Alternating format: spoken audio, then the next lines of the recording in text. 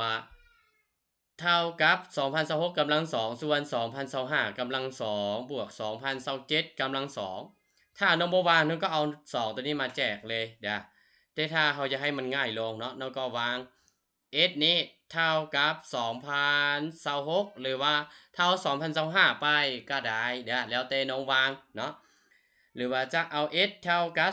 2025แนวใดก็ได้หมดเนาะและในขณะนี้น้องก็จะได้อยู่2025เนาะแม่นได้มาจาก2026ลบ1แสดงว่าเป็น s ลบ1เด้อและ2027เนาะแม่นได้มาจาก s บวก1หลังจากที่น้องวางได้จัง4หมดแล้วเนาะน้องก็จะไปแทนคืนใส่กับตัว a เด้อจะได้ a นี่เท่ากับ x กำลัง2มาส่วนให้กับ x ลบ1ทั้งหมดกำลัง2มาบวก x บวก1ทั้งหมดกำลัง2นี่เนาะลบ2เนาะแล้วน้องก็ขยายตามเอกผลควอนจือเนาะสำหรับตัวที่มันเป็นผูกเด้อเขาจะได้อยู่ x กำลัง2ลบ2 x บวก1และ x กำลัง2บวก